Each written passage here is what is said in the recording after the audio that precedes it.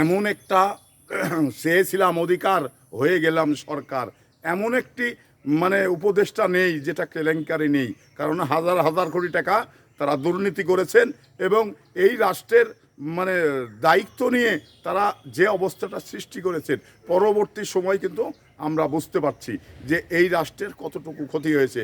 কারণ এই অনির্বাচিত সরকার দ্বারাই দেশ পরিচালনা করতে গেলে খামখেয়ালি বোনামু ছাড়া আর ভালো কিছু হয় এটা আমার মনে করার কিছু নাই।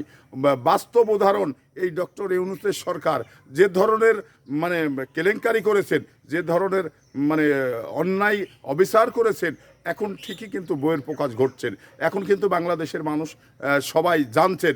আপনারা জানেন যে হাসনাত আবদুল্লাহ এবং আসিফ মোহাম্মদ সজীব ভূঁইয়া এই দুইটা উপজেলায় যে এডিপির বা অন্যান্য যে খাতগুলো রয়েছে, সেই খাতগুলোতে দুইটা উপজেলায় সর্বোচ্চ তারা স্পেশাল পাওয়ার ব্যবহার করে সর্বোচ্চ বরাদ্দ নিয়েছেন। তো এখানে ওই জেলায় যে 17টি উপজেলা, তো সেখানে এই দুইটি উপজেলার জন্যে এক্সট্রা বরাদ্দ, এটা ক্ষমতার অপব্যবহার করেই নিয়েছেন আমি মনে করি। তো এটা হয়তো একটি ক্ষমতা আছে বিধায় তারা কিন্তু এই কাজটি করেছেন, ক্ষমতা না থাকলে কিন্তু এই কাজটা করতে পারতেন না। তো এই জন্যেই অনির্বাচিত সরকার যারা ক্ষমতায় আসে তারা কিন্তু দেশের ভালো চায় না। দেশ কি হলো এটা তাদের বিষয় থাকে না, শুধু তাদের মুনাফা গোছানোটাই তাদের মূল উদ্দেশ্য থাকে। সেটাই কিন্তু আমরা বুঝতে পেরেছি। তো এই বাংলাদেশে দেখুন, এই যে নাহিদ, হাসনাত আবদুল্লাহ, সার্জিস আলম, তারপরে আপনার আসিফ মোহাম্মদ সজীব ভূঁইয়া, এরা যা অন্যায় অত্যাচার করেছেন, এদের আসিফ মোহাম্মদ সজীব ভূঁইয়া দেখেছেন যে ভূমিহীনদের ভূমি পর্যন্ত তার বাবা কেড়ে নিয়েছেন এবং ওই মানুষটিকে মেরেছেন। তো তাহলে ক্ষমতায় ছিল বলেই, ক্ষমতা আছে বলেই তারা এগুলো করেছেন।